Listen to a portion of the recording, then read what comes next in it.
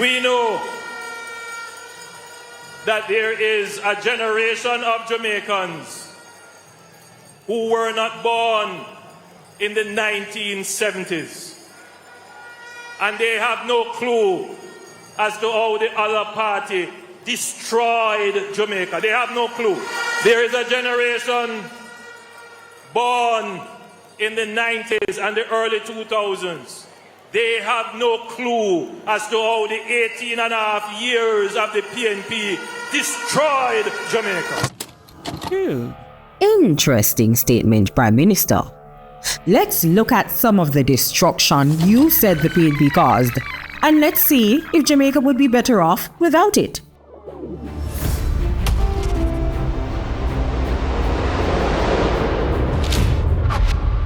The Rural Agricultural Development Authority, RADA 1990, committed to promoting the development of agriculture in Jamaica to enhance the national economy and improve the quality of life of rural farm families.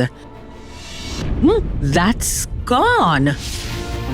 The Office of the Utilities Regulation, OUR, 1997, was established to regulate the operations of utility companies in Jamaica. That's gone too. The Jamaica Urban Transit Company, 1998, revolutionized the public transport service within the Kingston Metropolitan Transport Region, Spanish Town, and Portmore. There goes a main part of Jamaica's transport system. But wait, what about Jamaica's first state-of-the-art transport hub for the corporate area, the Halfway Tree Transport Center, that opened in 2008? Are you seeing a trend here? The regulation of the telecoms industry. In 1999, there was only 5% mobile phone subscribers, totaling 120,000 people.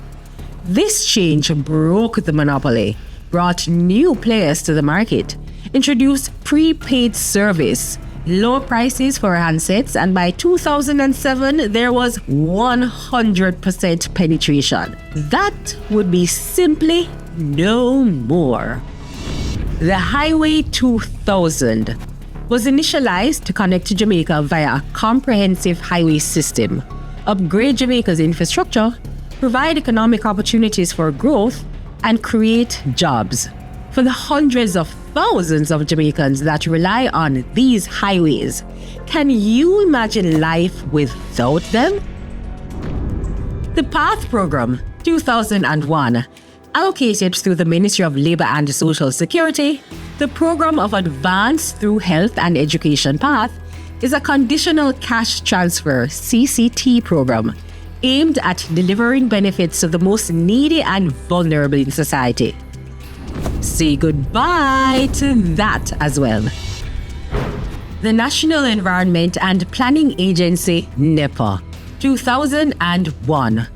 That was created to promote sustainable development by ensuring protection of the environment and orderly development in Jamaica. Without it, our watersheds, mangroves, and areas like our cockpit country would all be without protection. That's gone too. The Emancipation Park, 2002. This lush 7-acre landscape was created to be a reminder of Jamaica's emancipation, freedom from bondage, and a reminder to excel, a green space in the city that, yep, you guessed it, you have to say goodbye to this beautiful oasis. The National Health Fund, 2003. This fund helps improve patient experiences, prescription services, and access to medicine in Jamaica, as well as inpatient and outpatient pharmacy services for the public health sector, infrastructure development, and much more. You guessed it, that would be gone as well.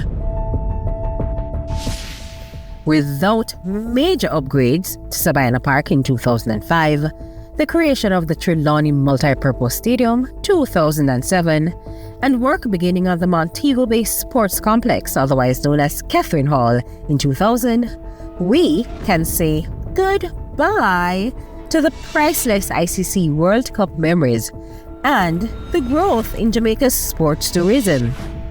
Tourism Enhancement Fund 2005. That was established to lead tourism innovation in the areas of infrastructural and sustainable projects, human capital development, and tourism linkages. Gone with the wind. While we're on the topic of tourism, say adios to all the fancy Spanish hotels that bring in so many of our tourists and provide jobs. Thanks to the Master Plan for Sustainable Tourism Development in 2002. And the Falmouth Cruise Shipping Pier that began development in 2009 and brought a record number of tourists to Jamaica. Say later to that as well. Let it not be forgotten that in those 18 years, education was a major priority.